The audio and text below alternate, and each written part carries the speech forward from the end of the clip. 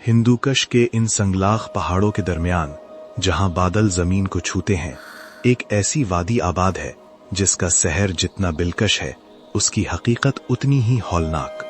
कैलाश वादी, जिसे दुनिया रंगों, रक्स और मौसीकी के मस्कन के तौर पर जानती है, लेकिन इसकी खूबसूरती के पीछे एक ऐसा तारीख राज छुपा है जिसका तस्करा यहाँ के बुजुर्ग सिर्फ तब करते हैं जब सूरज ढल जाए और पहाड़ों के साए तवील होने लगे। तारीख बताती है कि ये लोग सिकंदर आजम के उन सिपाहियों की औलाद हैं जो रास्ता भूलकर यहाँ ठहर गए थे। मगर क्या वाकई वो सिर्फ रास्ता भूले थे या वो किसी ऐसी चीज की पहरेदारी के लिए रुक गए थे जो इस मिट्टी के नीचे दफन है।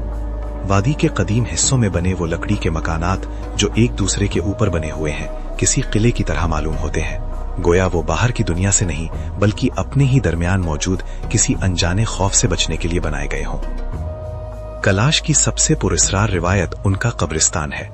यहाँ लकड़ी के कदादम मुजस्समे, जिन्हें गंडाओ कहा जाता है, जमीन के ऊपर रखे गए बोसीदा ताबूतों की निगरानी करते हैं। मकामी लोगों का मानना है कि इन मुजस्समों के अंदर उनके आबाओ अजदाद की रूहें मुक़य्यद हैं। सर्द रातों में जब हवा का रुख तब्दील होता है तो इन कब्रिस्तानों से लकड़ी के टकराने और सरगोशियों की आवाजें आती हैं। ये आवाजें किसी इंसानी जबान में नहीं होती बल्कि एक ऐसी फ्रिक्वेंसी होती है जो सुनने वाले के दिल में एक अजीब सी बेचैनी पैदा कर देती है। क्या ये मुमकिन है कि ये मुजस्समे आज भी जिंदा हों और उन राजों की हिफाजत कर रहे हों जिन्हें हम तारीख कहकर भूल चुके हैं? बात सिर्फ मुजस्समों तक महदूद नहीं है। कैलाश के पहाड़ों में कुछ ऐसी गारें मौजूद हैं जिनका जिक्र किसी नक्शे पर नहीं मिलता। इन गारों के दहाने पर अक्सर नीली आंखों वाला एक साया देखा जाता है।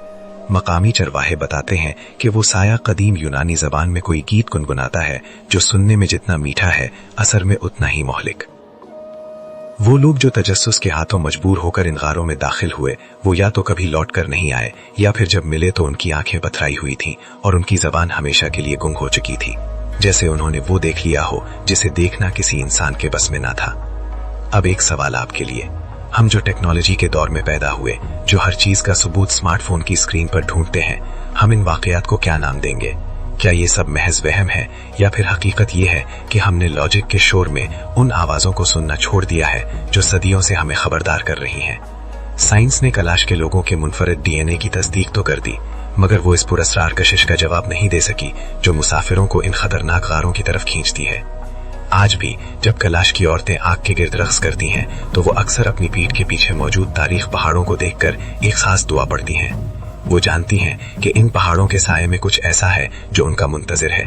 क्या वो साया आज भी किसी ऐसे शख्स का इंतजार कर रहा है जो हकीकत और वहम के दरमियान की इस बारीक लकीर को पार करने की हिम्मत रखता हो? सोचिएगा जरूर, क्या आप इन गारों की खामोशी को तोड़ने की जुर्रत करेंगे या आपके लिए ये सब सिर्फ एक डिजिटल कहानी है जिसका हकीकत से कोई ताल्लुक नहीं?